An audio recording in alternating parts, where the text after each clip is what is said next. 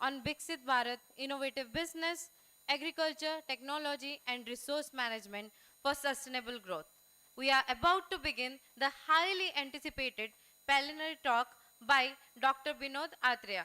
It is my great pleasure to introduce Mr. Atreya to the team of our organizers and faculty members guests present over here. Dr. Atreya, the Managing Director and CEO of Banking, Finance and Insurance Institute of Nepal Limited BFIN. He is in his reason the expert, and his expertise is in banking, finance, insurance and recognized internationally, and we are fortunate to have him virtually with us today. Sir, am I audible? Yes, I can hear you. Yes. Thank you, sir. Sir, you can now please begin. Thank you. So, okay, let me see. Yes. Okay. Everyone over there. So everyone is ready. Yes, sir. Yes, sir. Yeah, we are ready, sir. You can start, sir. Recording in progress. Okay. So it's a great pleasure for me to address the important gathering over there at the Centurion University. Yes. Unfortunately, right now I'm in the Melbourne. I came a week before. We do have a leadership development program over here in collaboration with the Victoria University. And yesterday we completed that program, and today, basically, I was in the shopping mall. I just ran to home just to find this moment and share my thoughts to the audience who are over there. Yes, I'm a retired central banker. I worked with the Central Bank of Nepal for last 30 years. After retirement from the central bank, I am still engaged with the Banking, Finance and Insurance Institute of Nepal. That is one of the organizations established by the banking community in Nepal, and our primary role is to develop the human resources of the financial sector at large. So that is that is there, and I had my PhD from Victoria University, and I have presented many papers globally, internationally in various forums. So today I just wanted to share with you the global risks, which I feel would be very much important to the gathering that you are over there. So whenever we talk about the risks, now the situation has changed in such a way that when we were 500 years ago, at the time we never thought that what would be the risks and how life will be easy. Now the transmission of risks is so fast. If something happened in one place, or if something happened in Asia, all other countries like in Europe or America or Africa or even Australia, they do have a very big impact because of the risks involved, because of the connectedness that we do have across the globe.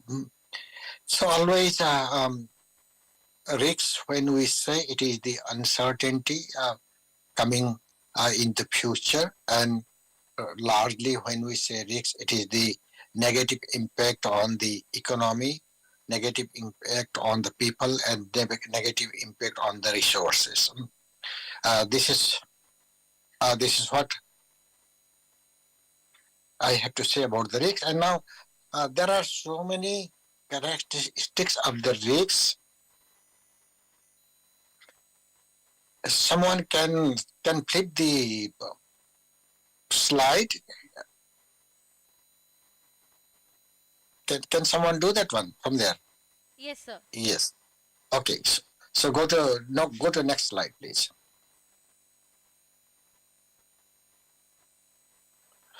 Yeah. So if you look into the outlooks of the global risks, you see that there are so many challenges coming up due to economic output, the inflation. There are risks coming from the political changes. There are risks from the economic slowdown, socio-cultural, environmental, and geopolitical. These are some of the areas which I should be touching on in brief to explain how risks are emerging. Now, let us talk about the economic challenges. The global GDP is around 2.3 3.2% at the moment, and in 2025, it is expected that it will increase to 3.3%. Whereas if we look at the economies, advanced economies, the growth rate is 1.7%, and in 2025, it will be about 1.8%. Whereas at the emerging economies, if you look into those figure, then the growth is about 4.3%, and in 2025, 4.3%. So because of the COVID, and the impact of the COVID is so large that even the world economy is not able to move forward in a way that we all wanted to. So in total, if we see, it is the 3% growth, which is a 3% growth is anticipated in 2025 as well.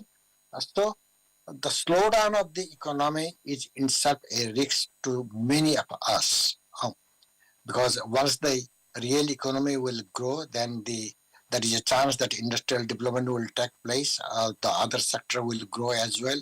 The tourism sector will grow. The other sector will grow, and it will help all the global parties to work together and achieve something in the future. Likewise, if you discuss about the inflation, you see that now the global inflation is about 5.9%. It is a good news that the global community, they are suggesting that in 2025, the inflation will come down to 4.4%.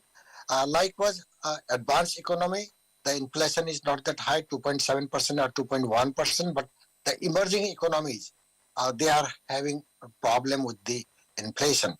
Now in 2024, inflation is about 8.2%, and in 2025, it is anticipated that the inflation will come down to 6%. So there is a good sign for the next year that if the inflation will be coming down, then people will have more money for spending. So right now, the world is suffering from lack of demand. There is no demand. If you talk about Nepal also, my home country, there is a shortage of demand. All the youth, they are going abroad, and the economy and the inflation is so high that there is a lack of demand for the products and services. So once the demand is low, then the banking sector cannot flourish. Likewise, the industrial sector cannot flourish, business cannot flourish, and as a whole, the economy will suffer. So economically, we can conclude saying that the economic growth rate is slow. That is impacting to all of us. That is also posing a risk to all of us. Look at the political. That is another situation that we have across the globe. Now, everyone is looking the result of the American election. America is the largest economy. China is the second largest economy in the world, and India is the fifth largest economy in the world. So, if any changes in the government structures comes over there, there is a changes in the policy dialogue, and that will be impacting to many other countries. So people are watching, and particularly this 2024, 2023, 2024, world has witnessed a lot of election in this year. There are many countries who had the election. So because of this election, there is a change in the government structure. Some countries may have changed. Recently, I think last week only you witnessed or you saw the election in Sri Lanka. The new government is about to set up over there. I think so, they are working on that one. So all these political changes, it will bring risk to the global community, basically, because the policy will be changing over there. Once the policy changes, it will affect the entire trade regime. It will also impact the networking and connection and the government to government relation. So all this happens once the political stability is there, political structure is confirmed. So this year looks to be politically volatile. Economic, I did explain that because of the slow growth in the economy, uh, people are watching how they can improve their business. Socio-culturally, we can talk about the riots that is taking place across the globe. Recently, you have experienced some of the things that happened in Bangladesh. Bangladesh was doing very good for the last 15 years. They were developing like anything. They have a very steady growth, but all of a sudden, something triggered, and that impacted a lot. And now we have seen that now they are working hard to stabilize their economy as well. So this social and cultural, now there is a shift in the human resources. Polarization effects is there. People are thinking religious roots are there. So these are all risks that is coming to the global economy. Environmental, you can just discuss about the wildfire, heat, flood, drought. Many countries across the globe are suffering because of the climate change issues. Now, before we never discuss about the climate change, the weather and those areas, but now each and every country, even the global forum, they are discussing how to control this, how to protect us from this weather or climate change risks. That is the main phenomenon, main agenda for discussion to the global community. The G7 countries, they are also working on a very hard to discuss this issue, how they can protect it, because just imagine if there will be no rain in 1 year, what will happen? Imagine, because we all these are happening in this world. Climate change is severe. Now we are thinking that we are not affected by the climate change. It is the future generation. They will be mostly affected. That is what we do feel. But if we are not doing anything right now, then the future generation will be blaming us. Our ancestors or our fathers or grandfathers, they never thought about us. They never did anything for protecting us from the climate change issues. That is what they are going to blame us. So I think it is right time for us to think how we can protect from this climate change risks. We need to think very seriously, although it is very technical, but we need to think, and all agencies, all banks, all other government agencies, they need to move forward with these issues. Geopolitical, you are aware of the problem. Now there is a Russia-Ukraine war going on for the last 3 years. There is a big disruption in the supply chain effect. Uh, you have seen the COVID-19 that has impacted all of us. We never came out from the home. Uh, Tourism was affected very hard. Some of the airlines, they broke down. They were not able to come back again, but now they are slowly coming back again. So now there are problems in the Middle East. There are problems in the Middle East. There are problems in other parts of the world. Um, USA and China relation is one issue, which is both are very large economies. USA is the first economy in the world. China is the second largest economy in the world. If something happened between these two countries, they are extreme relationship. We don't know what will happen. For example, China, they do produce a lot of goods and services all over the world. They supply goods, services. If something happen, then what will happen? The tax regime. Those are some of the issues that we need to look into. So these are some of the global risks that we have seen across the globe. In financial sector, we can see that uh, economic uncertainty is always there.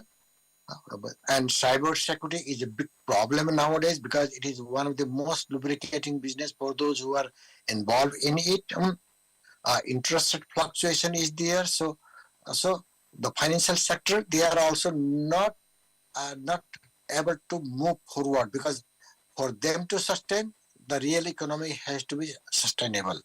If the real economy is not sustainable, then the financial sector cannot move forward. So all these areas must work, must go forward in the same direction so that the positive result could be attained. Likewise, the regulatory pressure is there. The central bank and the regulators, because there are so many digital transformation taking place. Because of the digital transformation, these digital transformation, now regulatory bodies, they are coming up with the new regulation to protect the clients. So these are some of the risks that I have seen. Traditionally, we do always say that market risk is there, credit risk is there, then environmental risk is there. Those are some of the traditional risks that we did discuss earlier, but we used to discuss. But now the situation has changed because of this technological development and because of this cyber security, this technology, introduction of AI in the market, introduction of the AI in the financial sector. Now, if you look into this, some of the slides that I do have now, see the global community, they are saying that the around 66% of the people, they are saying that the weather risk is one of the most important risks that the global community is facing. Likewise, because of the election, uh, during this year and the coming year and the last year, misinformation, that is the most important risks that we've been seeing, because for to win over the election, um, the social media and the government machineries, they are using all sort of information which could be either trusted or not trusted. It is difficult to identify to the normal people. Likewise, socio-cultural risk is very much emerging. Cost of living, because of the high level of inflation, cost of living is the another risk for all of us, and the cyber security risks. These are the five uh, emerging risks that we have seen across the globe right now. So we need to look into these areas very carefully. In the long run, see, there is a slide which is 2 years from now and the 5 years from now. If you see 10 years from now, if you see that all these greens, those are environmental risks. So in the long run, it is the environmental risks that will be more important for all of us to look into. Environmental risks, the weather risks. It could be that the world, the earth ecosystem might change. We for example, COVID-19, we never thought COVID-19 will be there. We never thought such type of disease will be there across the country, across the world. Who knows, in the next few years, something new comes up which we have not imagined yet. We are not sure what will happen in the next few years. Uncertainty is the only certainty things in this world right now. So we need to think about it. In the long run, it will be the environmental risks that will be very serious. And remember that the world is interconnected. Now, if you do anything, for example, I would give you an example that if there is something wrong in Nepal, uh, anything happen in Nepal, next day all the tourists coming to Nepal, they will cancel their trip. See the impact. See the impact. How bigger the impact is once you have any risk in any part of the world.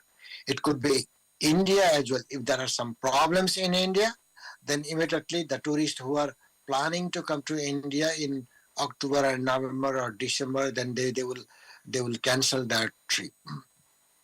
So that is the global phenomenon. If there is risk, no one will try to go over there. That is the global phenomenon. So we are so much interconnected. As I said, that for example, if we are not able to protect the weather risks, for example, the heat and those risks, then the impact will be that there will be less production. If there is no rain, then there will be less production. If there is no production, then there could be a social unrest in the country. So, see, this is the interlinkage. So, it is the interlinkage between one risk to another risk. So, each and every risk is connected to each other. So, we need to try to resolve all these risks and we need to prioritize. We need to give them importance to all of them. So let me come to the last point that I just wanted to say that. So we need to anticipate. Let us try to anticipate. Let us try to see what risk is coming, uh, and let us be prepared. This is the only thing we can do right now, because uh, risk is uh, risk is something that will emerge in the future. We may not be able to know what is happening in the future, but at least we can anticipate. We can learn from the past experiences, and we can see what is good at the time. The second issue I just wanted to say that let us build the resilience in our organization. The university must be ready with this climate change risks or technology risks. We should be investing in the infrastructure. We should be investing in the software that protects us from the cyber security risks. Means all the infrastructure required to protect from all these risks. I think we should invest in those areas. That is what I just wanted to say. And then the third point I just wanted to highlight is innovation and adaptation is very, very important. We should be doing lots of research. We must be able to invest fund in research and development. Let us analyze data what we have over there. Yesterday also we were discussing here in Australia that now people are able to measure uh, when the when the tide will come, when the sea tide or when the waves will come. They are able to measure those things. So if we go on research, doing research and these things, then it will be easier for us to take measures in the future. The next point I would like to highlight is on the collaboration and cooperation. Now, now we are not able to do all the work that is needed right now. For example, just assume 100 years ago or industrial civilization time. At the time, global community was not connected that much, and we were able to live happily. This is what we did discuss now. See, now, for example, Nepal economy is not that much integrated with the global economy, but still we are worried about now. But those economies which are very much integrated to each other, now it is very difficult for them to mm, uh, live without cooperation and collaboration. So we must cooperate and collaborate together. This is the chart. This is the seed. This is the interrelationship, interconnectedness of global risks. So if one risk is connected to the another risk, so all these risks are that those green are environmental risks, and those risks are see, each and every risk is connected to each other. So if anything happens in one area, all other areas will be affected. This is what I have to show. So we need to protect with the cyber security and enhancement program. We should be thinking of now how to protect the cyber security. Yeah, there are challenges as well as opportunities. I would say that many of the work that we have done now or we are doing right now, that will be automated in the future. All the administrative work that will be automated, all the tactical job that will remain for us to work with. So many jobs will be taken away by the robotics and other digital space. And also we need to think about the working model. See, now, now, for example, civil service. In Nepal, civil service, each and every employee is a permanent civil service. But the time will come that either you have to be paid on hourly basis or daily basis or monthly basis. Um, Either it could be contractual services, either it could be permanent services. So various models of operation must be looked into because the market is very, very competitive. Once the market is very, very competitive, we all are cost sensitive, and the profit margin for any of the business will be less and less in the future. So all this would require us to collaborate and cooperate with others, and we need to invest in cyber security.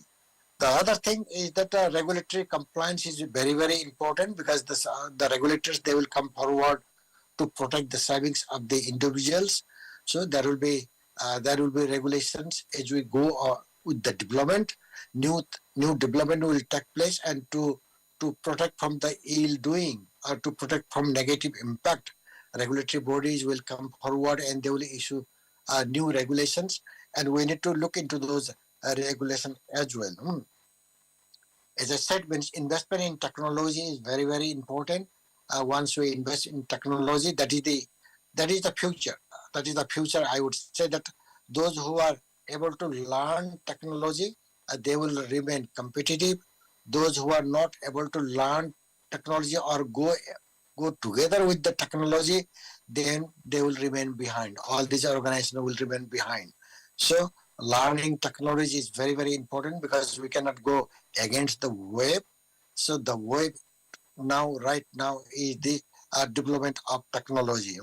So this is what I would like to share with you. And uh, as I said, uncertainty is the only certainty uh, in this part of the world, means everywhere. So uh, our life is uncertain.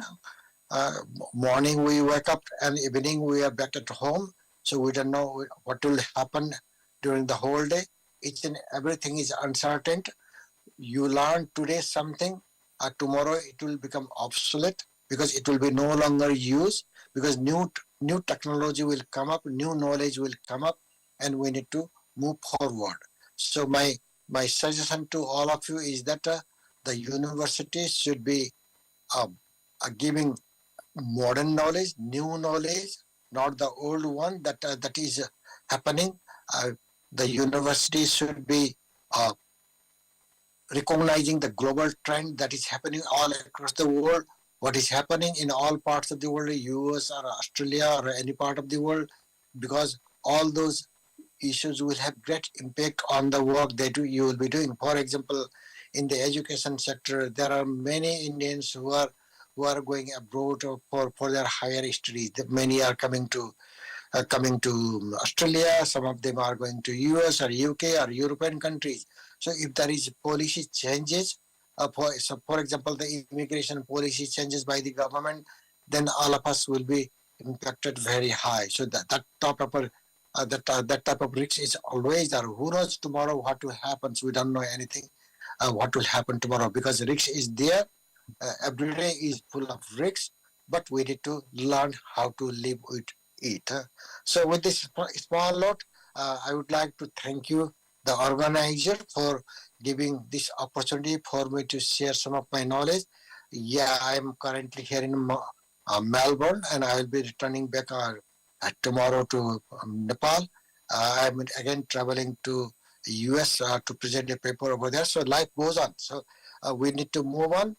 We need to keep on learning. Keep your mind positive. Keep your attitude positive. That will help all of us to learn. And my request to all of you is that whatever you have learned, whatever you feel is right, kindly do share, because we need to share all this information, all this knowledge. You can synthesize all those knowledge, and you can keep on with you as well. But at the same time, I request you to please share to the global community. That will be a most successful event, or more successful for you all. Thank you all. Thank you, organizer, for giving me this opportunity. Thank you very much. Thank you. Thank you, sir, for alarming us about the emerging global risks. Your insights into the interconnectedness of finance, innovation, and sustainable growth have given us fresh perspective, and we look forward to meeting you in person. Now, it is time. Sorry, we are breaking for 10 minutes, a short break. So I can go out, right? I Yeah. can go off, right? Sir, if there are any questions, we can take. There Yeah. are some If there is any questions. Yeah. question. Yes, sir. Uh, Vinodji, namaskar. This is Supriya. Supriya बोलिए. Thank you so much. No, it was a wonderful presentation. But what we were just discussing here actually, that it takes a very organizational very large perspective.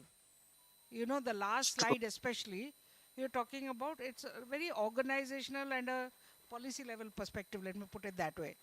But when it Yes, comes to yes. an individual level, I think if you can look at what needs to be done at that level, it will add great value to what it is that you are saying. Some things I can see, like resilience at the community level. You have said that, Yes. but I think at the other points where you have said, it might be good to look at it. What would it mean from an individual perspective? Mm-hmm. So I just thought that I would mention that because it was a fantastic overview, you know, in terms of risks globally. So and it actually, uh, you know, while you know you're trying not to paint a gloomy picture because Yeah. you kind of try to tell us in the end that you have to be positive. But Yes. I think that's why at what can be done or what should be done at an individual level might be worthwhile to know. Yeah. Individually, see, as I'm saying that every day when we come out from home, we are in the risk zone. It's there. So we need to protect all. For example, if you are walking in the middle of the road, what will happen? The car will hit you. Hmm? So that will that will have these serious implications. But if you are walking on the sideline, then you are protected on your own.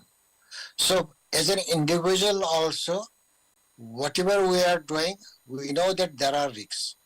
Life is full of risks. And as an individual, keep on moving forward. If you are if you fail or if you fall down, wake up again and move forward. This is what I just wanted to say. Because risk is there. The life is not an easy road for all of us. I was born in one village in Nepal. I grew up in village, and after that I came to India. I had my education become from India, MBA from India. I was working in India. Then later on I moved to Nepal. Now in Nepal I joined the central bank, and from central bank I completed my 30 years of my life with the central bank, and now still I'm active. So life goes on. Life has to go on. For all of us, for individual, life has to go on. And we should be trying to move forward. If you have a clear vision of where you want to go, if you have a clear mandate where you want to go, if you think you are quite definite in your destination, if you are hardworking, if you are positive in your way, yes, you can move forward. But again, you may fall down many times. You may fall down many times. My suggestion is okay, uh, falling down is not a problem, but you need to learn how to wake up and move forward again. So my suggestion to all the audience over there is just move forward, keep on going forward, keep on working hard. Means without hard work there is no result.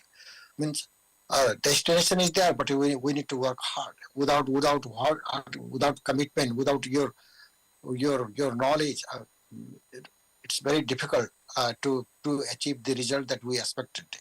So keep on moving forward, analyze your risks, and then evaluate your risks, move forward. If you fall down, wake up, uh, stand up again, and keep on moving forward. Thank you very much. Thank you. That was very useful. Thank you. So we can now. I think we are going in for a break. So unless somebody has any other question, no. So thank you, Binodji. Thank you so much. If Thank you, you. Thank you. We'll yeah, see you in Centurion very soon. So yes. See you I will very come soon. over there. Thank you. Thank you. We'll see you soon. Thank you. Thank you. Thank you. Thank you. Thank you.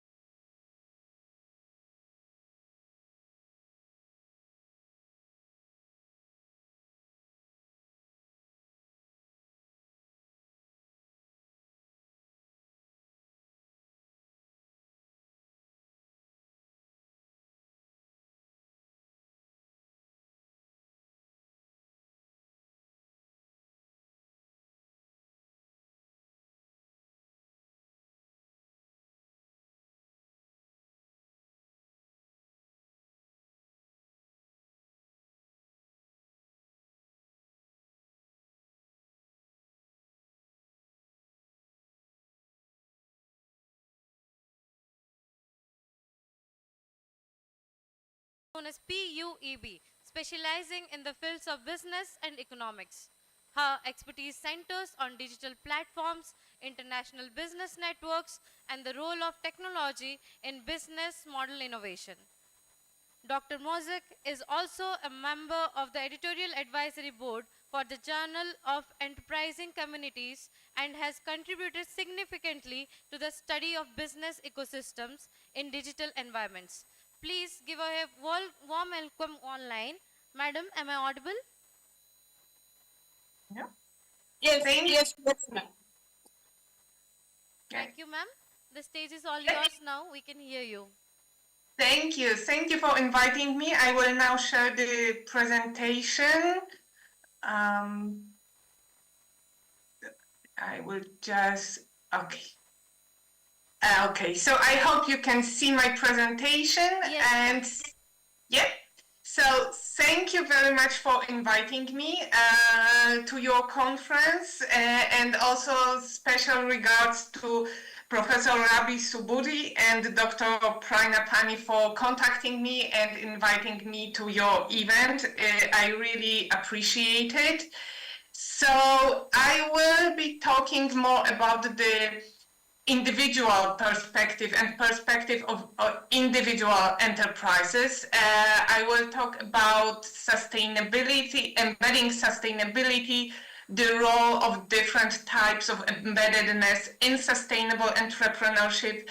I will share my research on both from the literature, but also from the empirical studies that we conducted here in Poznań, which is the city in Poland. And I will share also some part of marketing perspective to this. So we know sustainable entrepreneurship is an entrepreneurial activity that aims at achieving sustainable development, benefits, and impact. And of course, it relates to the triple bottom line dimensions. So it should be this benefits and impact, including economic prosperity and performance, but also social justice, and of course, environmental quality and protection. So it is underlined that it is important as the role of entrepreneurship has shifted to incorporating social and environmental missions alongside core business activities. So these are individual people, individual entrepreneurs who can make a difference in terms of sustainable development. I look at these sustainable activities of entrepreneurs through the lens of embeddedness.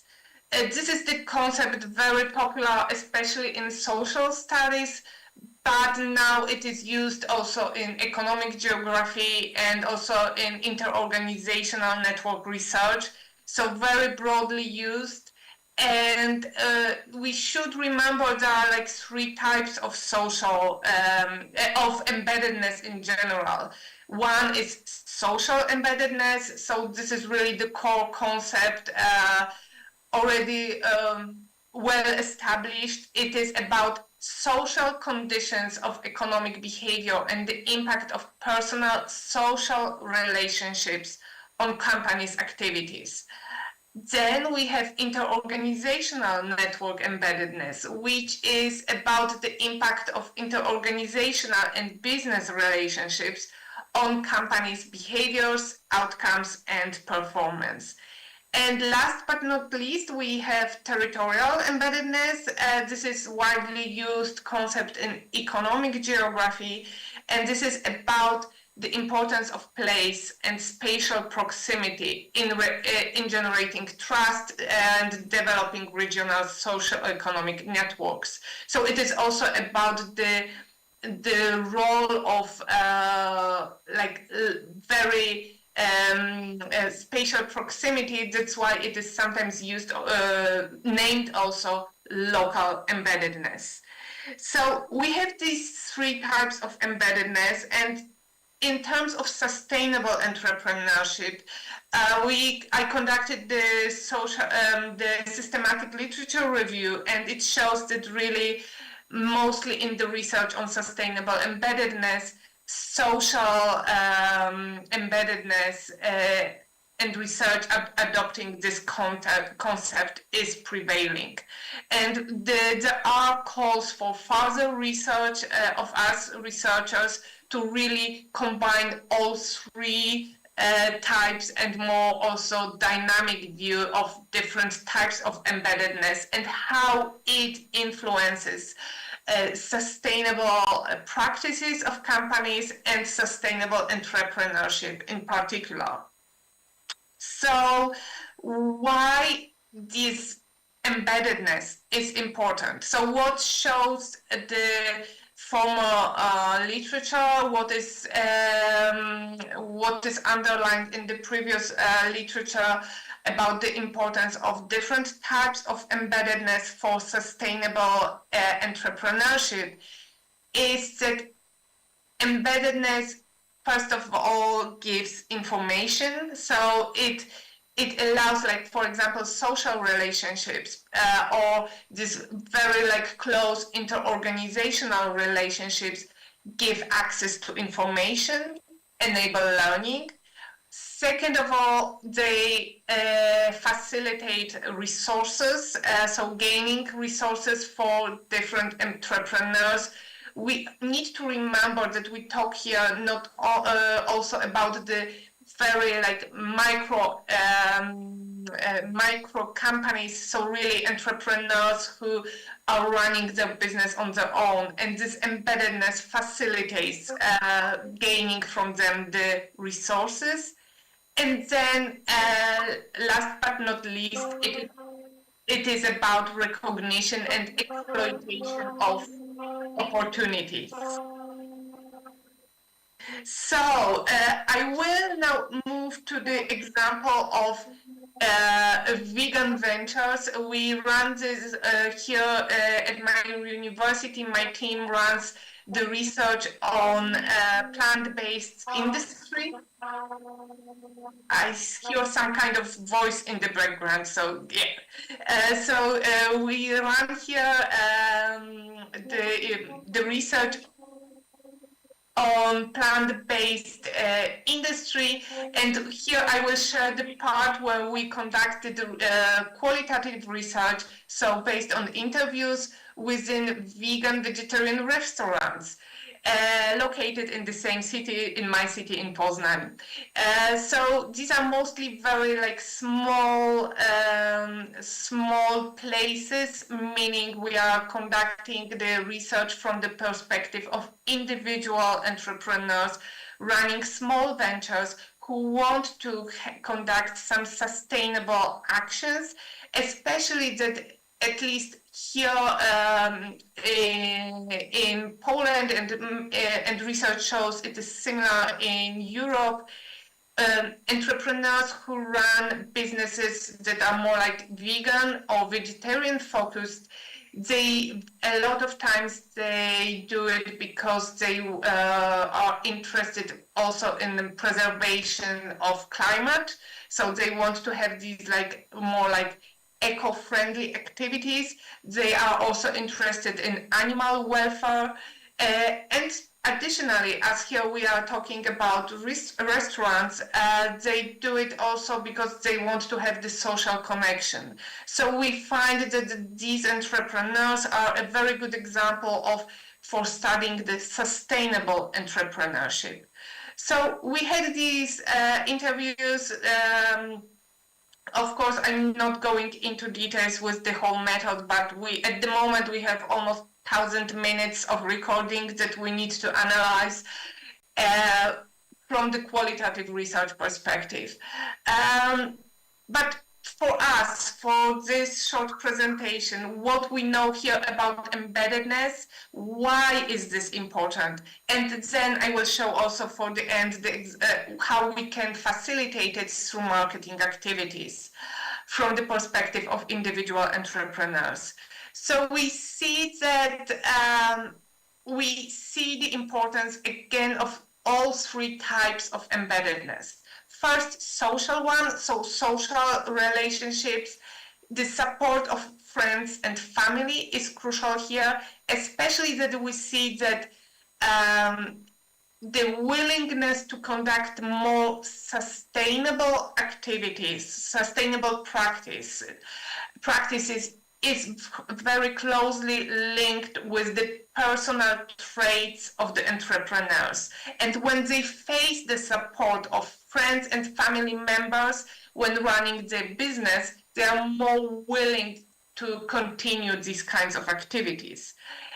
Friends and family members are a lot of times also source of resources, including finance, especially at the beginning of having these entrepreneurial activities.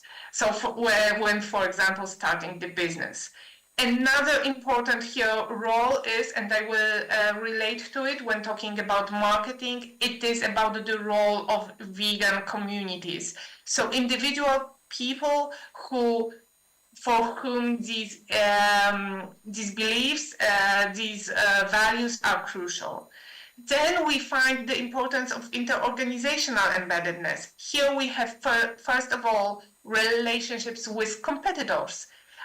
Owners of other restaurants, mostly located in a very close area, they are also the source of knowledge, they are the source of new solutions, also the sustainable ones.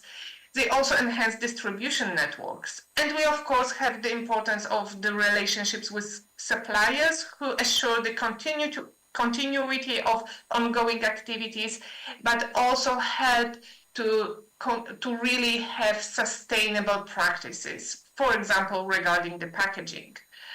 And then territorial embeddedness, again, we see that here this close location is crucial, because if you have people nearby, or if you have supporting other companies or other business ventures nearby, the close location is very important, especially in many emergency situations.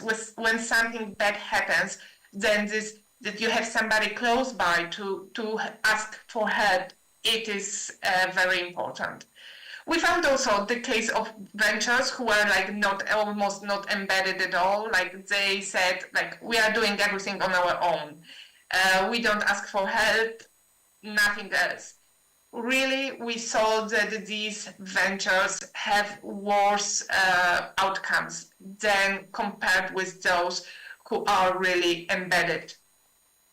So if we now know that this is crucial, what can we do? How can we increase embeddedness? And I will just for the end show you, give you two examples of marketing activities. First, it is social media. But I'm not talking here only about running a Facebook page or having social media in general. Here, if we have this example of vegan enterprise, vegan restaurants, then here it is crucial to be actively involved in dedicated and targeted groups, for example, on Facebook, but on other social media platforms as well. And here it is not only about informing, it is about being involved and presenting your own activities, answering dedicated questions, setting connections. It is also a great source of market information, as a lot of times people for whom your activity is important, they say, I'm looking for a solution. And here companies can find answers to these solutions, inspirations for providing these solutions. This can be linked later on to the real offline world as well. Being embedded with your precisely defined target group is crucial. And then last but not least, I will just underline the importance of B2B marketing. So close cooperation with suppliers, distributors, and competitors. They are the source of information, and close cooperation can be a source of sustainable solutions. However, there is this problem in the theory, the concept of over-embeddedness, being just embedded and like dependent on one particular, for example, provider, supplier, it can have very negative influence. This is linked with the problem, for example, of trust. So I'm looking at the time, so this will be this kind of short and brief introduction to the subject of embeddedness and its importance for sustainable entrepreneurship. But just for the final sentence here, yes, for sustainable development, institutions, policies, and regulations are important. I listened to the formal presentation and I really agree with this. However, we need to remember that these are individual people, entrepreneurs who conduct the activities. Moreover, these like policies, regulations, and they take time. And if individual entrepreneurs really are embedded within the social and interorganizational relationships, it can really like these relationships and this embeddedness facilitates the activities, and this embeddedness allows to take actions almost right away, maybe not on such a large scale, but if we have many entrepreneurs who behave in this way, this can really facilitate the change. So thank you for listening. In Polish is dziękuję. You have also here my email address if you are interested in getting in touch even later on. Thank you very much.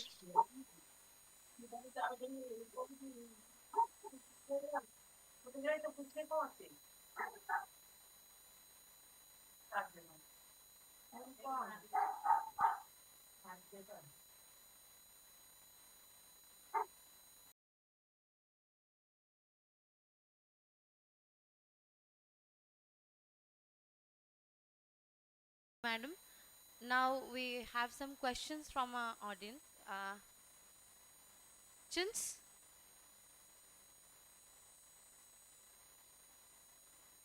Any?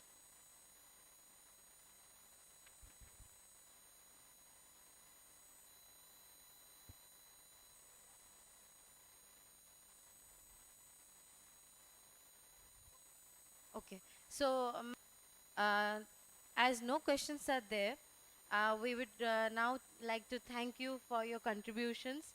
It would be great to have you in person someday at Centurion University. Thank you so much. Thank you very much. I would be very happy to be there. So hopefully somewhere in the future it will be possible. Thank you very much for inviting me. Thank you, ma'am.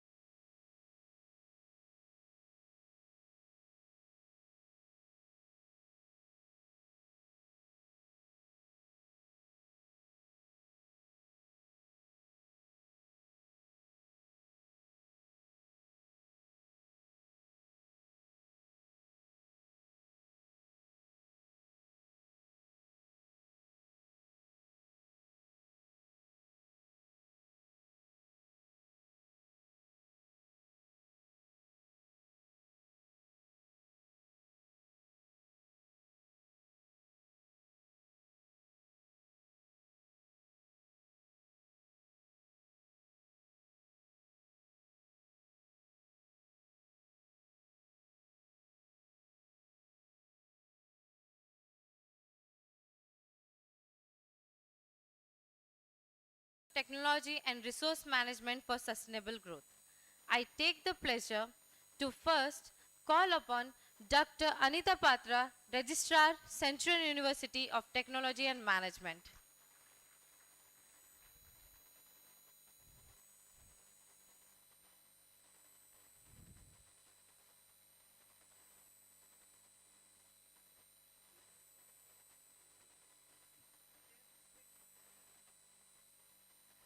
Thank you, madam. Now I would like to call upon stage Mr. B. Mahapatra, ORSI Vice President.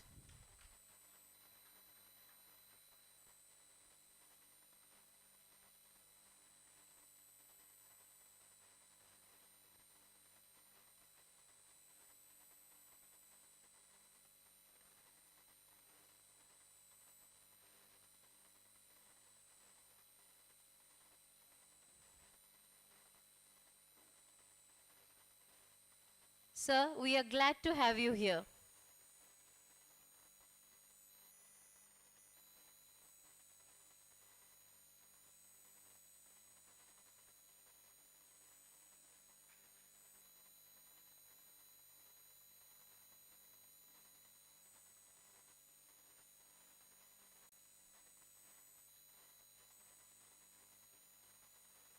Thank you, sir.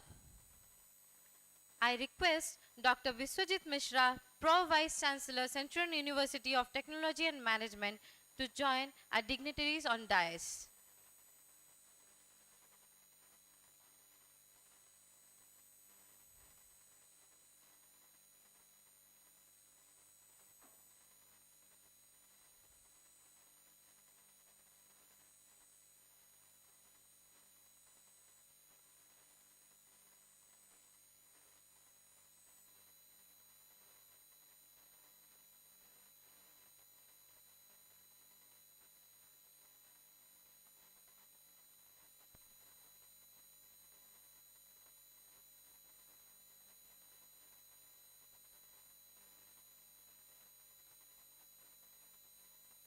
Thank you, sir.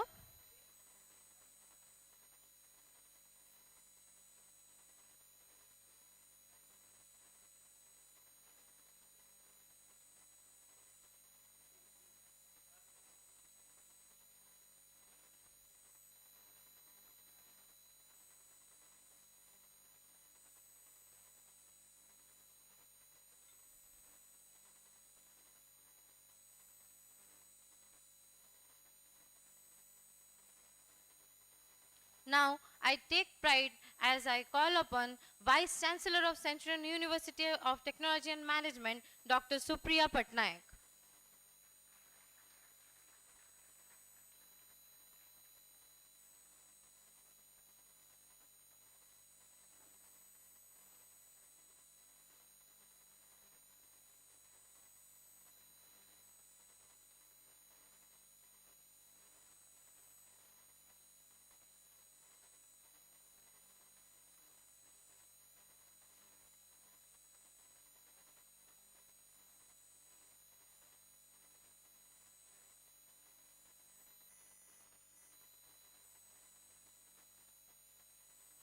Thank you, madam.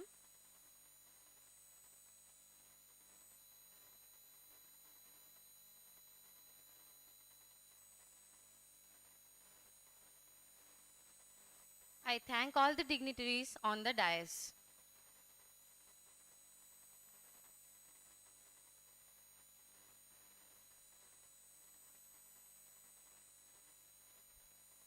To deliver the opening address, I would like to invite Mr. B. Mahapatra, the Vice President of the Operational Research Society of India, ORSI Bhubaneswar Chapter. Sir, we are honored to have you here.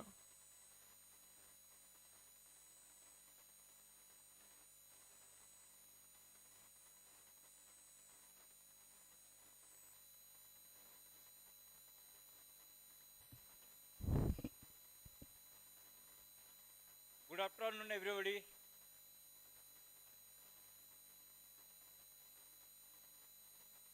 Respected Madam, Vice Chancellor of this university, Dr. Supriya Patnaik, Vice Chancellor, Professor Vishwajit Mishra ji, and Registrar of this university, Dr. Anita Patra ji, on the dais, and students, professors, and invited guests of the dais. Really, I am very much happy. At the first time I am coming to this Paralakhemundi, and in my mind, Paralakhemundi is a very small place. Actually, when I gone through this history, it is a very great place. And the third college was established in Odisha, third college in 1994 in Paralakhemundi. And thank you, madam. You have established another one college in this educational hub of Paralakhemundi. And your sprawling lawns and the greenery, and it has attracted me very much. I have traveled throughout India, but find very few universities like this, which is having so much activities inside, like from agriculture, veterinary to engineering and other.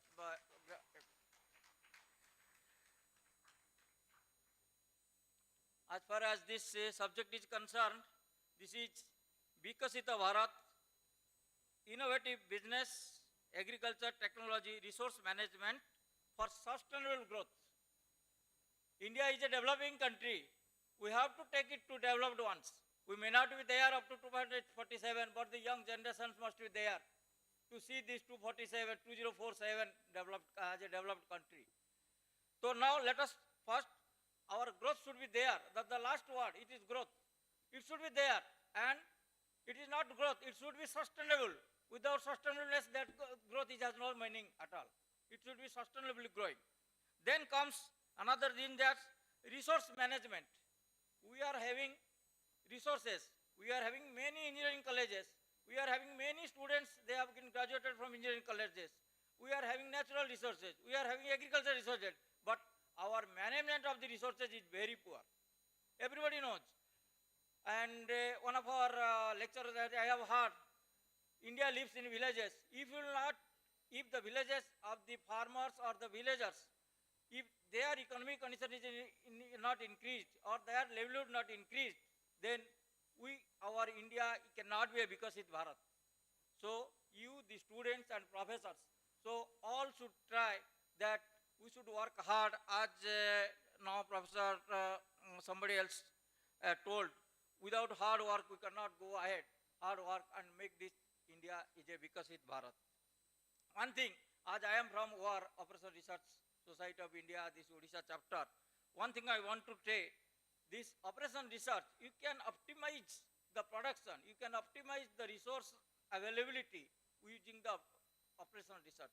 So now we are having this artificial intelligence, we are having big data, and we are having this, what I want to say, improved software.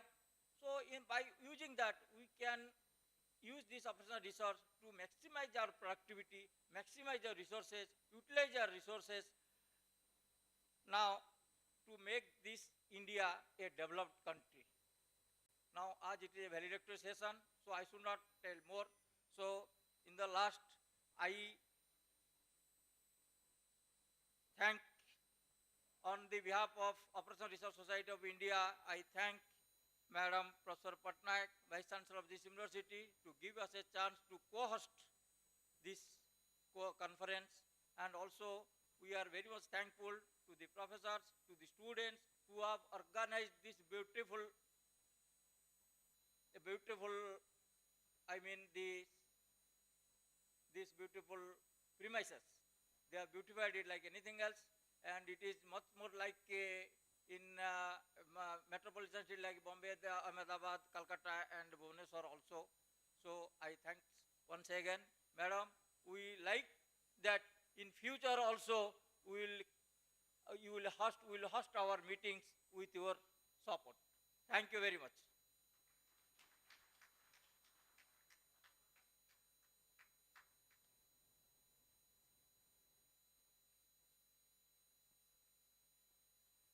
Thank you, sir, for your thoughtful address. Next, I invite Dr. Vishwajit Mishra, Pro Vice Chancellor of Centurion University, of Technology and Management to address the August gathering.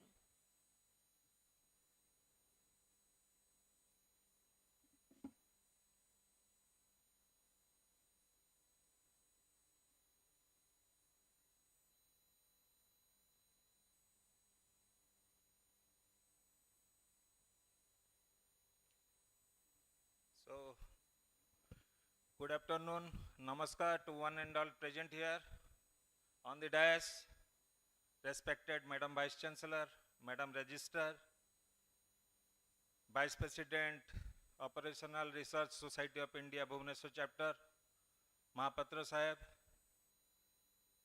all the resource persons of the dais, my faculty colleagues, staff colleagues, and dear students.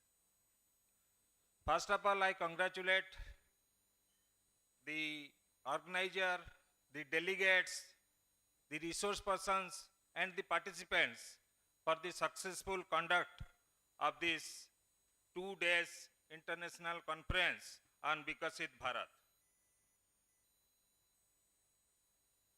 Now, when we talk about Vikasit Bharat, it is developed India.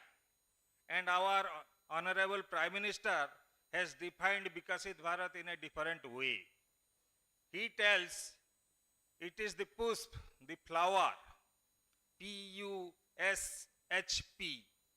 P means progressive Bharat, U unstoppable Bharat, S spiritual Bharat, H Bharat with humanity, and P prosperous Bharat. So when we talk about this Vikasit Bharat, the Bharat will be Vikasit if Odisha will be Vikasit, Andhra Pradesh will be Vikasit, Paralakhemundi will be Vikasit, or Sitapur will be Vikasit. So each village, block, district, state, then the country. So all has to be developed properly. Now, for the development work which has been carried out by the government or other agencies, there are 4 key parameters into the development, planning and execution. One is education, second one is skill, third one is research, the fourth one is innovation. And these 4 parameters is the hallmark of the Centurion University. We work on this, and the tagline shaping lives and empowering communities reflects that. So, in Vikasit Bharat, the use of AI for AI is quite important. You all know that artificial intelligence, AI, and aspirational India is also AI. The aspirational Indian, they ye dil mange more. Now the people do not demand for roads, they demand for express highway. Now the people do not demand for agriculture, they demand for smart agriculture using drone technology.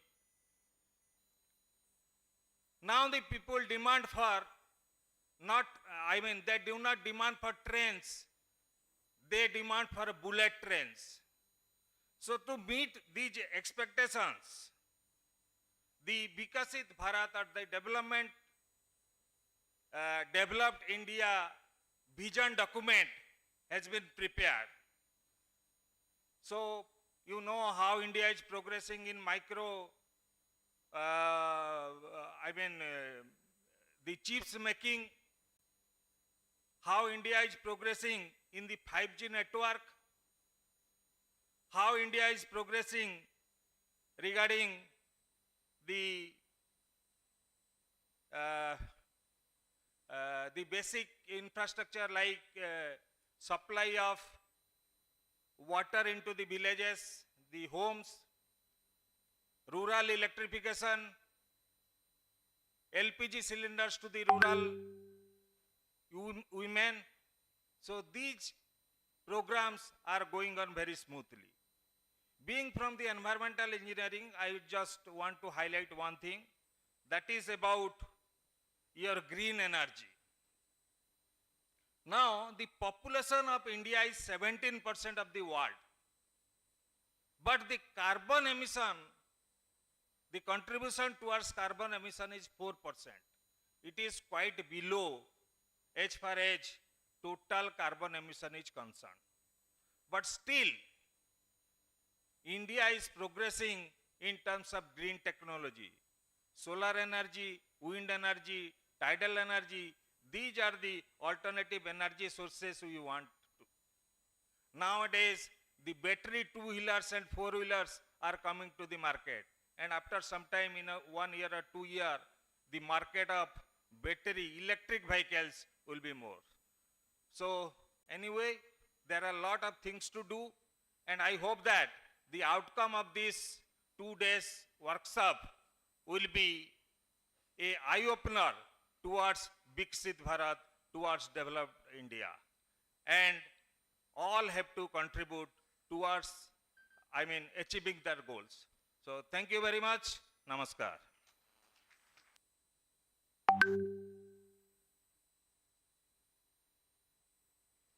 Thank you, sir. Now, it is my honor to invite our Vice Chancellor, Dr. Supriya Patnaik, to deliver the valedictory address.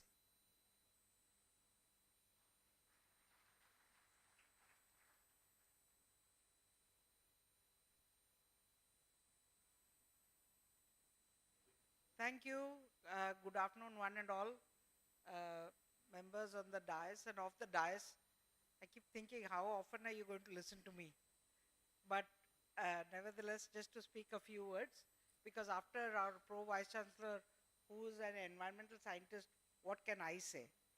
The only thing I always kind of say is that how do we ensure that this Viksit Bharat is not at the cost of people? And I think we need to look at all the time, we have to look at what we are doing and how is it going to impact us as the society. I think that's where we are. I kind of keep thinking, today I was attending some of the sessions and I was thinking to myself that, and I have actually responded to this question a few times, that what will AI do? What will happen in India? And I kind of think that still there is such a large population which doesn't have access to internet, to a phone even, a mobile phone. So sometimes I think that, okay, will it really have a very big impact? Because at the end of the day, there's so many people who don't have access. So, but I think that in whatever we do, we need to be responsible, we need to be ethical, and I think some of those words have also become cliched now. Rather than actually determining for ourselves what does it mean. We're just saying, everybody talks about being ethical and responsible and all that, but I think really what is it when we say that? What do we mean? What does it mean for us as a society? What does it mean to us, to me as an individual? And I think we need to think of those things in order to ensure that this Viksit Bharat itself is sustainable. Otherwise, we are going to have a Viksit Bharat, and as I was talking to Rebecca, she says, you keep going up like that, and then you go through the ceiling, then what? And I think it's important that we all think of those imageries. It's not just, we reflect on that and we determine what is it that we really want. And I think that these 2 days of deliberation has actually got people thinking, and I think that's what is important. If we get people thinking about some of these issues, what does it mean to us? And all of you young students who are sitting here, like sir said, some of us may not see 2047, but for you all, it's all a reality. So you will have to decide what is the 2047 that you want to, what is it that you want to look, like to look 2047 to be? You know, and I think that's what will determine what it is, because we are taking a course, but you are the ones who have to also look at it. It's your present which will determine what is the future. So you decide what is the present that you want to be in. And there are a lot of ways you can look at it, and one of the critical thing is that at the end of the day we remember what is important to us as a society. It is the relationality, right? That we as people cannot live in isolation. We are in society, we have to live in relationships, and the relationships matter, and the relationships is what makes us able to do what we can or what we should. So I think we should all look at these aspects very carefully. What is it that, and I can't tell you how many times I kind of keep saying this on many occasions, that what is the society that we want to live in? You have to all think of this and reflect upon it very carefully. Is it a world where AI will take over? Is it a world where there are so many risks that you can't move a step forward without looking behind? You know, I think those are the kinds of issues that you really need to reflect on. So I would like to just tell you this. I am despite all this, what I've told you, I believe I'm a very positive thinker, and I believe that we all can make a change. And I think that's what we should all strive for. So with these few words, I'd like to say that I'm extremely happy with the way these 2 days of the international conference have progressed, and I hope we can take lessons from this and we can actually put some of it into action. And I was just in one paper where I was looking at, I think it was Biraja's paper, where she was talking about how do we have a course which looks, how do we embed sustainability into everything that we teach. And I think things like that are lessons that I am taking back, and I'm going to see how can we do that. So again, I would like every one of my faculty who have attended sessions to identify a few issues that we can actually implement. Only then we can say that something like this, a conference, has been really has had really good outcomes for us and for everybody. So thank you one and all, and hope to see you again, especially the external partners and invitees and participants. I hope to see you again when we have the next conference, or when you have the next conference. Thank you.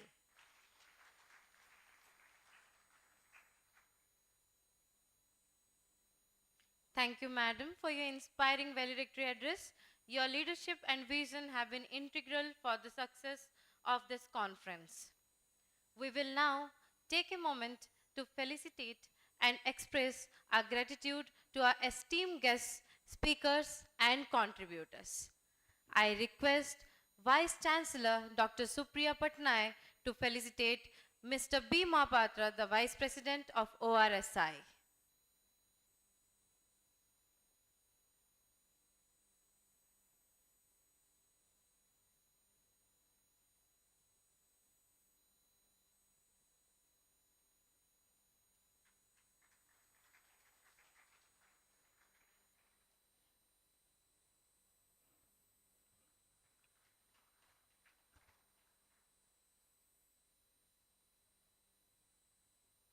Thank you, madam. May I now request Professor R.N. Subudhi, Secretary ORSI, to felicitate Dr. Viswajit Mishra, Pro Vice Chancellor, Centurion University.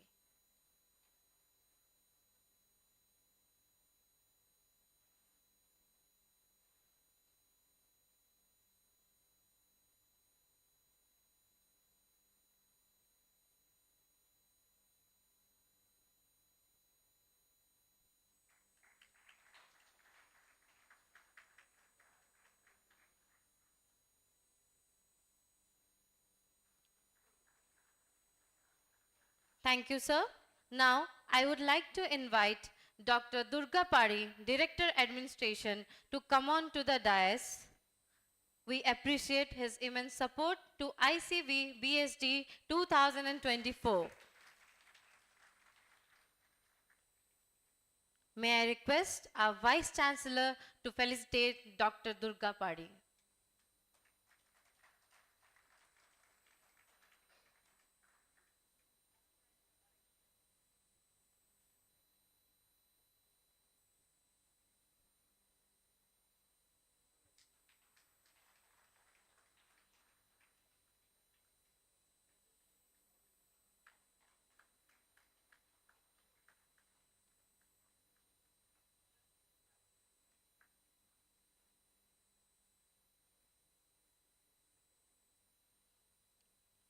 Thank you all.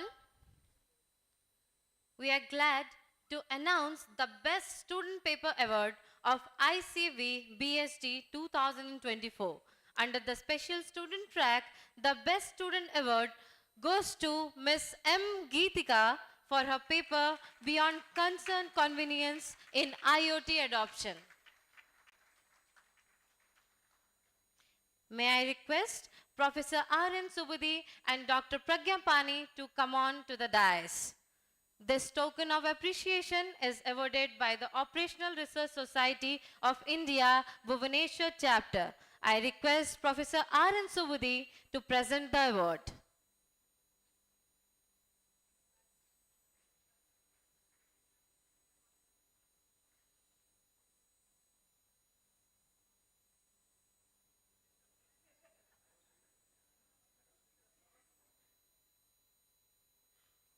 Please give her a huge round of applause.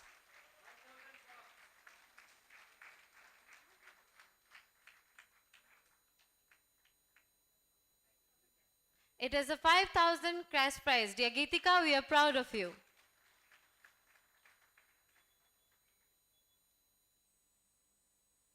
Thank you. Now, it is the time to announce the Best Faculty Award. I request Dr. Anita Patra and Dr. Pragya Pani along with Professor Anand Subudhi, the conveners of ICV BSG 2024 to present the award. And the award goes to Dr. Masina Sairam. Influence of site-specific nutrient management and plant population on growth, performance and nutrient uptake of mild under brown forest soils of Odisha.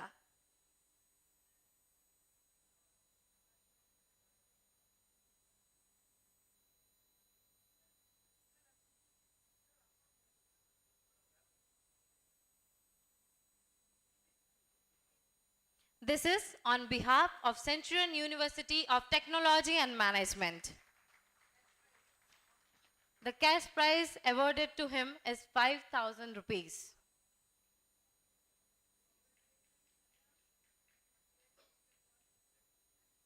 Next, I would like to call upon Mr. Sitabra Majumdar from Agronomic Department, Agronomic Approaches for Migration of Mission from Paddy Fields. This award is presented by ORSI and the cash prize is 5,000 rupees.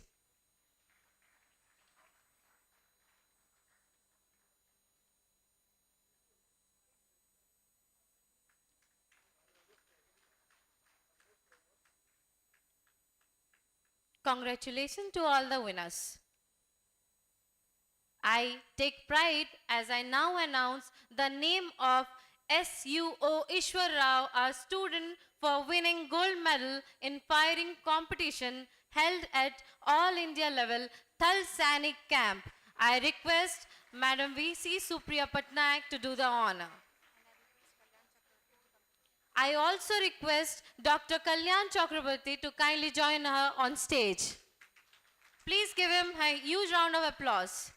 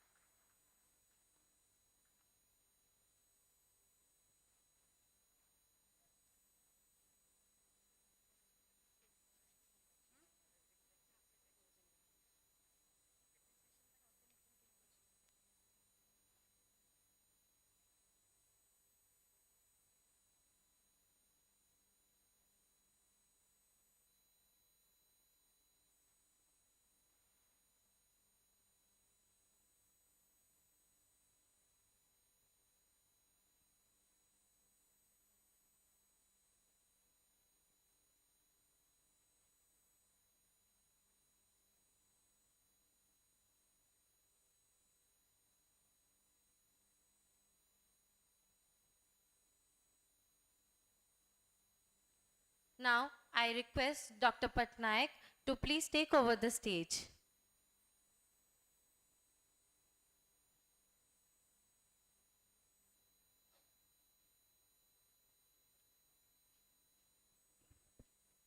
Good afternoon, everyone. Well, the credit for this grand success of this international conference, ICVBSG 2024, goes to the organizing committee members. So, a big hand to all the organizing committee members. And I take this privilege on announcing the names. And may I request Professor Amir Behra to join me for distributing these prizes.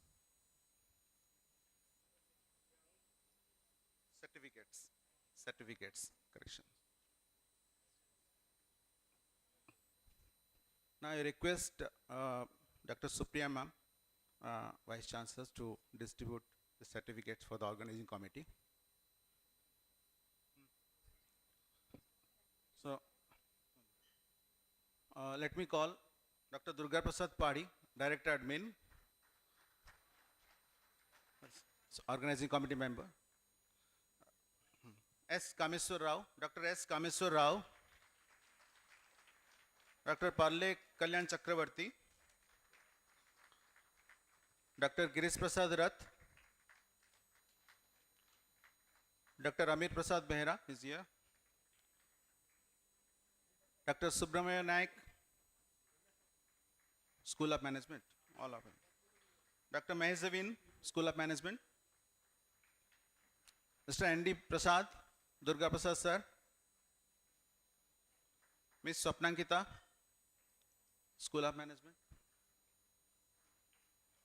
Mr. Susil Kumar Pradhan, Mr. Y.V. Pratap, School of Management, Mr. Avilas Chau Patnaik, School of Management, Dr. Ritesh Kumar, Dean Student Affairs, Dr. Sambit Swai, Associate Dean, School of Fisheries, Dr. Ashok Kumar, Associate Professor, School of Agriculture. Ashok sir. Dr. Ajay Kumar Prusti, Assistant Professor, School of Agriculture. P. Nagaharsa, Dr. P. Nagaharsa, School of Agriculture. Dr. Akkamahadevi, School of Agriculture. Mr. Kali Prasanna Patnaik, School of Management. Mr. Asutosh Padi, School of Management. Dr. N. Jivaratnam, School of Engineering. Dr. Tanmay Sankar, School of Agriculture.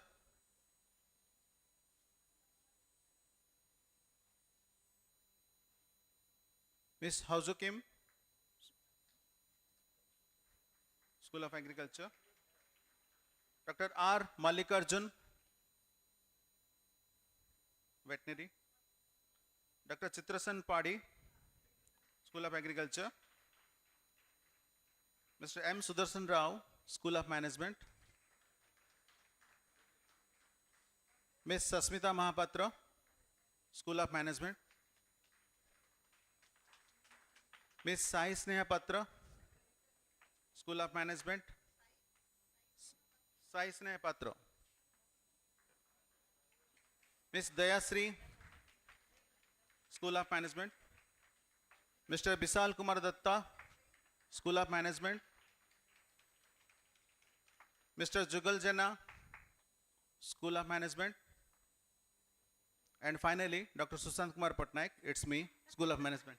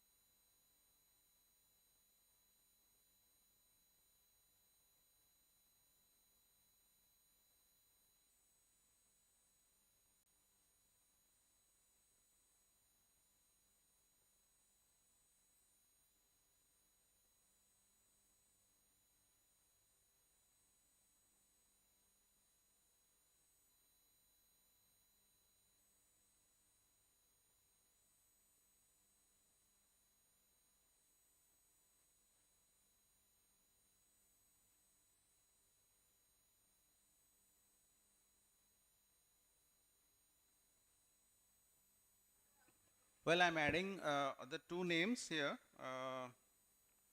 Vishwajit Sahu from School of Agriculture and Dhyuti Sundar Raut.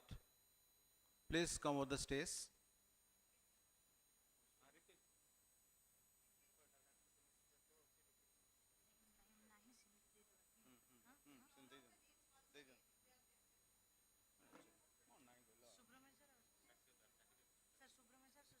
Ms. Hojoke ma'am, please come.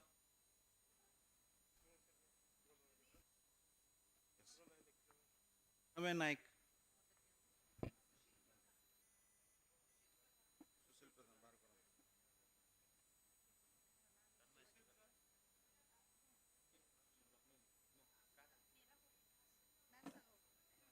Dr. Ritesh, are you here?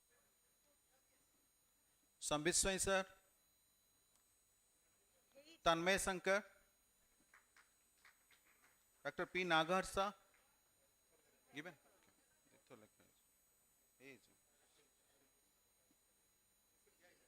Dr. N. Jivaratnam. Avilas? Nahin, Avilas. Thank you, ma'am. Thank you.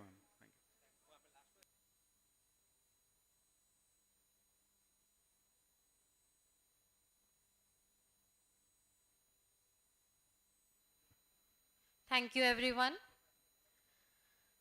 We now open the forum and invite feedback from presenters, scholars, and participants.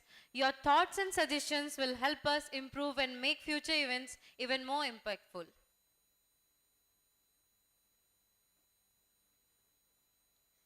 Yes, please.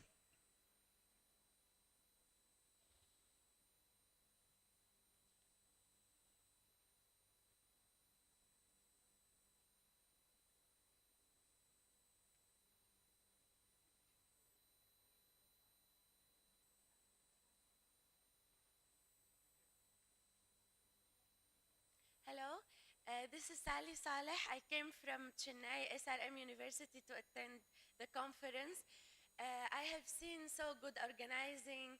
I have expanded my network. And I want to thank all the organizing team for this effort. I want to thank also the students for their volunteering work. I want to thank the panels committee. I have experience also being a reporter here, so the session was so smooth and also organized and like in general, I give my positive feedback, and I wish there are more events to do with this awesome university. Thank you so much. And a special thank to Rabi sir, because I'm here because of him. Thank you.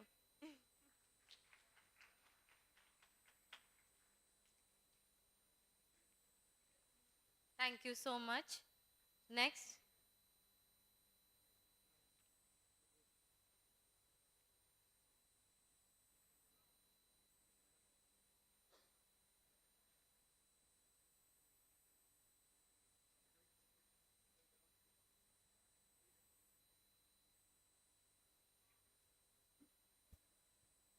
Good afternoon to all. First of all, I would like to thank the organizing committee for conducting this 2 days workshop so beautifully, so meticulously, and so punctually.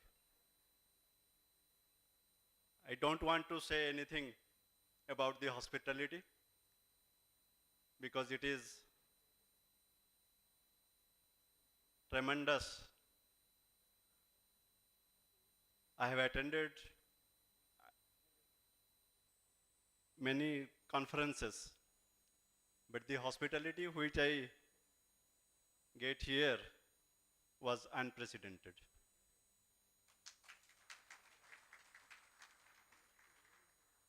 And the care taken by the organizers and personal attention by VC herself, registrar, and all the faculty members is also unprecedented. and the involvement of students, that is praiseworthy. I know time is very short, but especially for the students, I will take 2 minutes. Whether you will like to, I will tell a story, 2-minute story. So I think in which language you will like to listen it, in Odia or Hindi or in English? English or Hindi? English, okay. So there was a sadhu or saint who was residing upon a small hill, you can say like Paralakhemundi hills here, and there was a small village in the valley, and the rishi was very popular. He was omniscient. He can see the future, and you can ask him any question, he will answer it. But there are, like every society, there were 2 boys in the village who were jealous of him. They always tried to show him down. So they made a plan how to prove the omniscient sadhu wrong. So they made a plan. They caught of a baby sparrow, and they put it in their hand, and they planned that they will go to the hermit and ask him, what is in our hand? So it is natural, he will tell it is a bird. Then we'll ask him, what is the name of the bird? Then he will tell it is a sparrow. Then we'll ask him whether it is live or dead. So if he tells it is live, we'll crush it in our palm, and he will be proved wrong. No, it is dead. And if he says it is dead, it is alive in our hand, so we can show him. With this plan, they went to the hermit. They knocked at the door. The old sage or the old rishi opened the door and greeted the boys and asked them, tell me, what is your problem? Now, sir, we have a question for you. Now, please ask him. So they kept the bird in their hand and put their hand behind and asked him, sir, what is in our hand? So the rishi thought for a moment and told, it is a bird. They were happy. Everything is going according to their plan. Then the boy again asked him, sir, can you name the bird? The rishi again closed his eyes and told, it is a sparrow. Then the final question, whether it is dead or alive. So, can anyone say what will be the right answer? Any one of these students? क्या answer होगा? It is dead or it is alive? Alive. So they will crush it. They will press it in their palm and show him it is dead. So he will be proved wrong.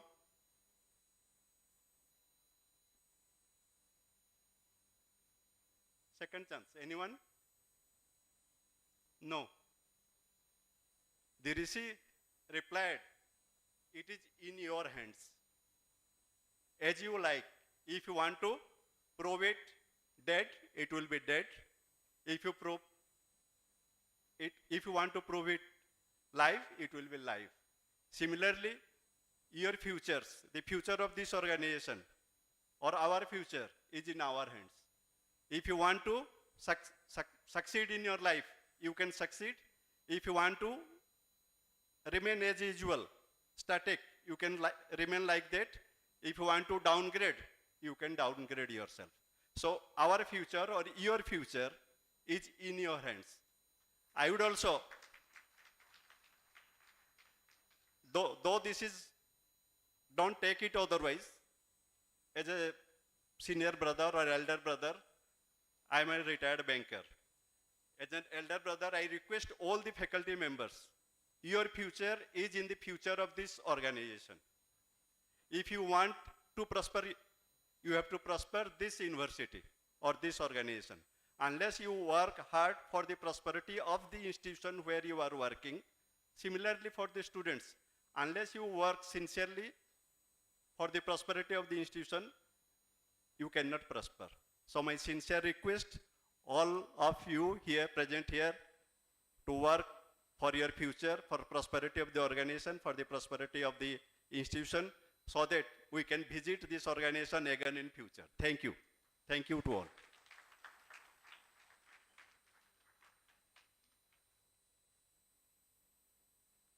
Thank you, sir. To formally close this event, I now invite Dr. Anita Patra, Registrar of Centurion University, to deliver closing remarks.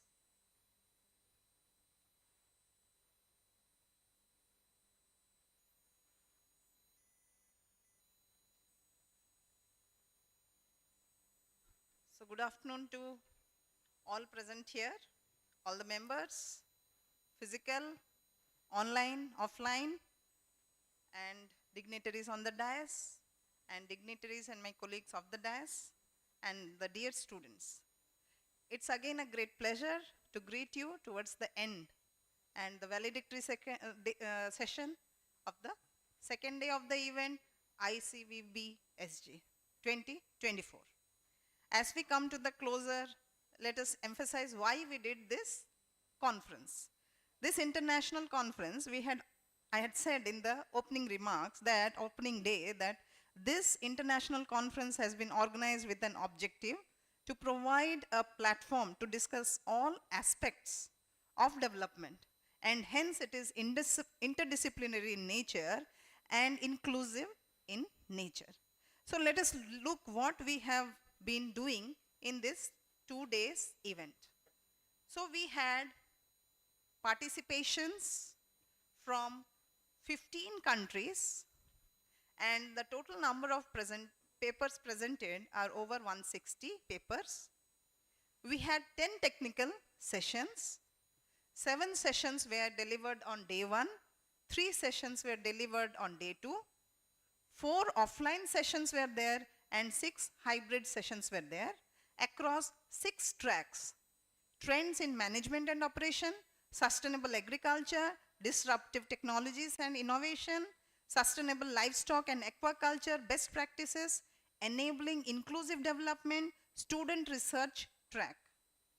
And we have given away 3 best papers, one in the student track to Ms. Geetika, who is student of School of Engineering and Technology, and the paper that she presented was Beyond Convenience, Concerns in IoT Adoption.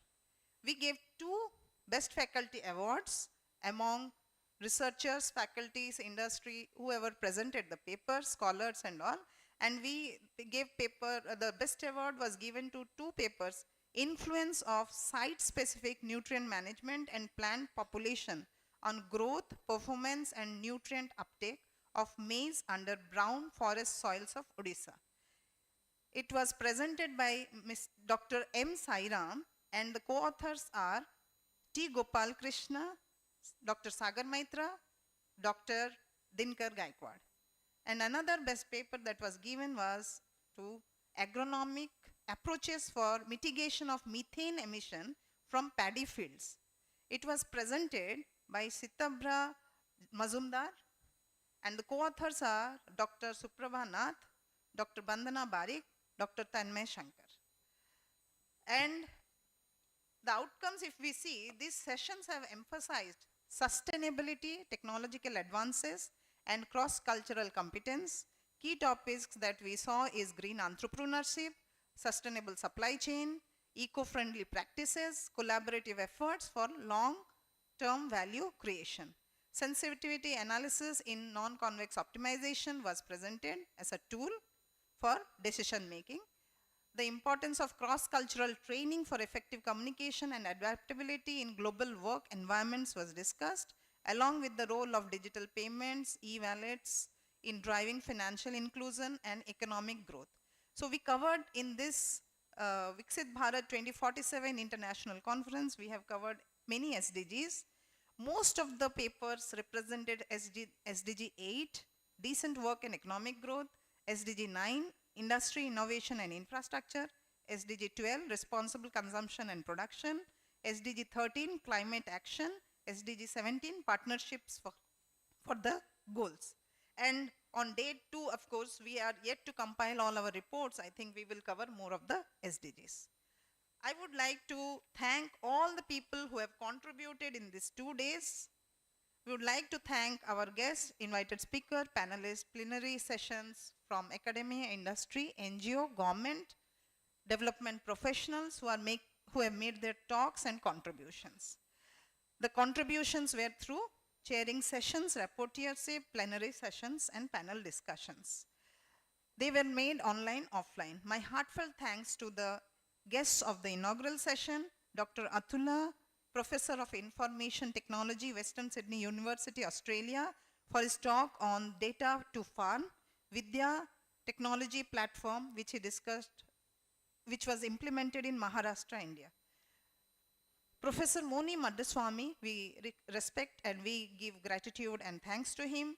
Former Director General, National Informatics Center, New Delhi, who was physically present here, and he talked about agriculture through technology and green to green revolution, GRIN, genetics, robotics, informatics, and nanotechnology being most important contributors in the coming day for sustainable and growth in agriculture, doubling farmers' income.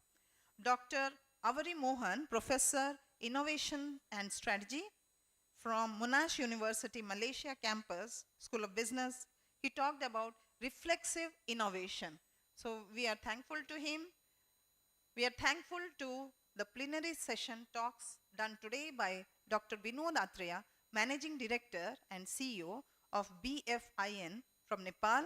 He was in fact speaking online from Australia. Today he is in Australia, and he spoke on global risk through financial perspective, and he covered all the recent risks that we have seen.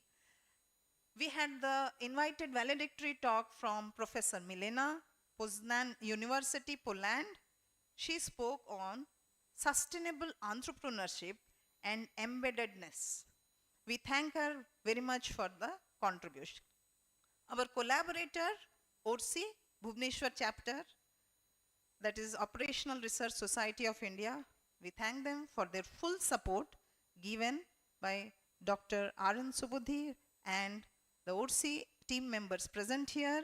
We are grateful that this concept, this conference was first spoken out by Dr. Subudhi when he is our adjunct professor, and on his first visit to our campus, he said that, Anita, let us do a international conference. Actually, he said about national conference, which later became the international conference.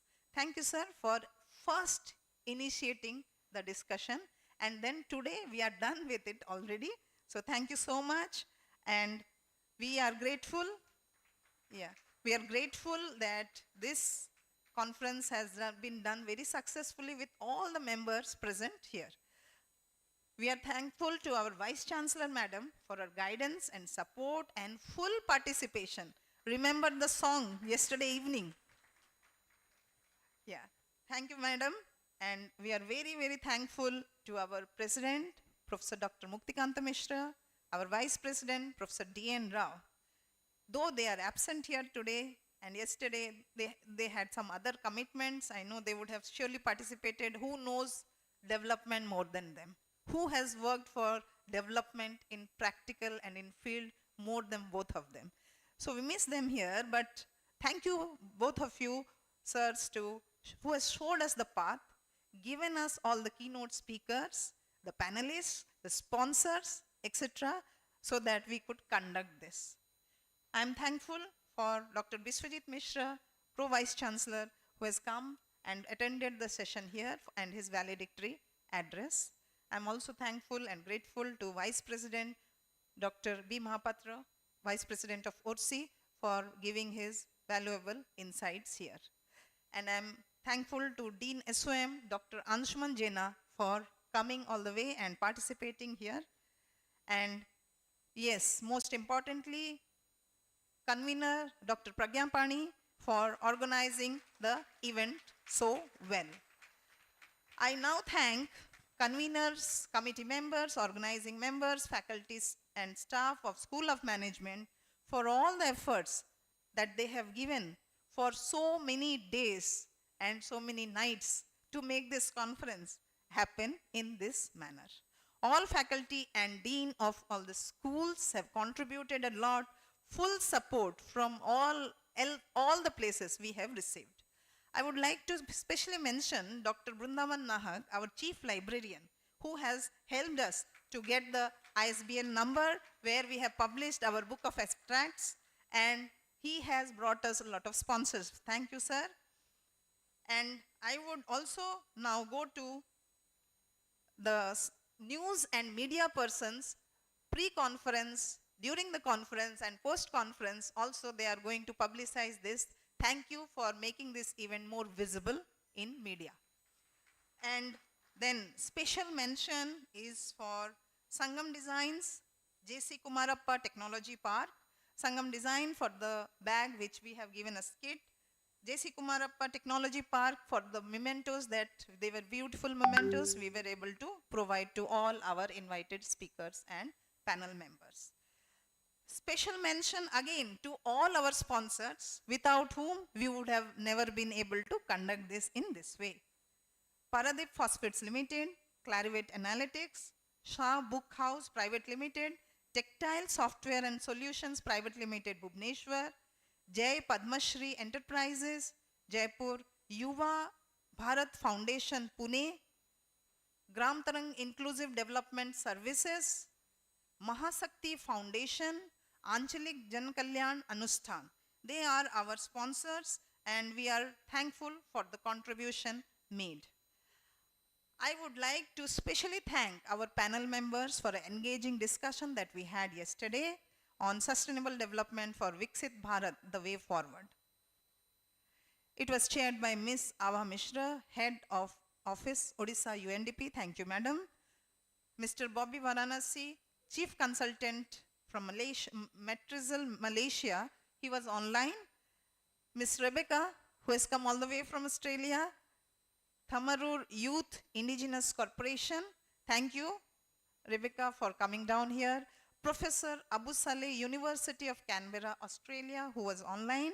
Mr. Venkat Shivanan, MD, GTIDS. I know how packed his schedules are, but he managed to make it and sit in the dais for at least 1 hour and be with us in the morning session. Thank you, Venkat. And also thank you, Venkat, for the sponsorship. Mr. Basant Mohanty, former Care India Program Director, India, and Professor Santosh Kumar Das, Advisory Board, National Medicinal Plant, Ayush Ministry, Government of India. They both today are not here. We are thankful to Taylor and Francis. We have signed a MOU to some of the selected papers will be published as conference proceedings in Taylor and Francis. I am thankful, and I would always say that yes, we are thankful to all the paper presenters, and they have been doing an excellent job here. And we had all these parallel sessions we know had been done. Just a minute, yeah. The session chairs and the reporters, Professor Damodar Jena, Dr. Anshuman Jena, Mr. Abdul Karim, Dr. Jitendra Kumar Ram, Professor P.K. Tripathi, Professor T. Mahapatra, Professor Prabhat Kumar Sadangi, Ms. Rebecca, Mr. Gadhir Yosef, Dr. Tanmay Shankar, Dr. Subhendu Mishra, Dr. Prafula Panda, Ms. Sally, Dr. Kumuda Goda, Dr. Sagar Maitra, Dr. Pallav Das, Dr. Omar Farooq, Dr. Sushant Mishra, Professor Ajit Kumar, Professor Chintamani Panda, Dr. Supradeep Sarkar, Dr. Anubha Rai, Professor Arun Kumar Panda, Dr. Dipanjali Mishra, Ms. Neha Patro, for being a part in the reporter and sessions chair, and session manager, Dr. Amir Prasad Behra, along with all the session coordinators and his team. Thank you that we could handle so many sessions parallelly. Special thanks to the student volunteers, staff and faculty of SOM and School of Department of Agriculture Extension. Our blessings and thanks to the students of CASR who performed ghazals, songs, classical dance, folk dances, etc. And also our special thanks to all the faculty performance yesterday, Dr. Supriya Patnaik, Dr. Asir Bachchan, Dr. Sushant Patnaik, Sushant Mishra, and all the people who voluntarily danced here and made us the evening very lovely. Thank you, Dr. Ritesh Kumar, Dean Student Affairs, for coordinating that event and that part. Thank you to all our AELP students sitting out there who have put their stalls, showcased their products, have made the stalls very lively, and they have been here for last 2 days without affecting their, leaving out their other work, and they have been here. And the students are from MS Swaminathan School of Agriculture, School of Nursing, School of Veterinary and Animal Sciences, School of Agricultural and Bioengineering, School of Engineering and Technology. Thank you all the students who are still sitting there today also. Thank you to all the support staffs without whom we would have never managed all this so much.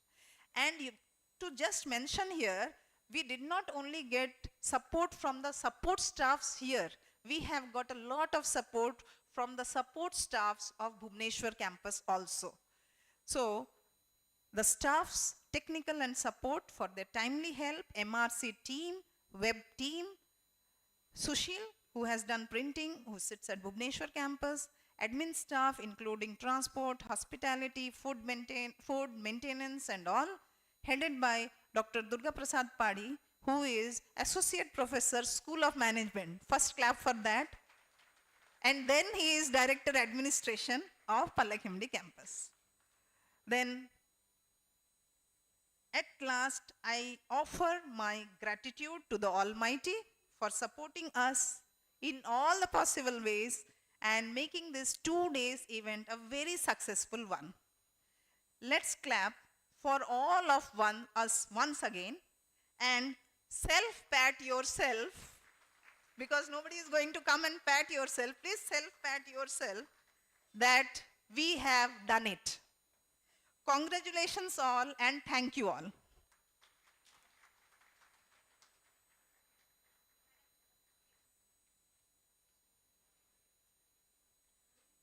Now, I would like to request the happy faces of Centurion, our student volunteers, to please come onto the dais. Please clap louder for them. Without you, this would have been incomplete. I request all the CRs of all the sections to kindly collect the certificates on behalf of your classmates.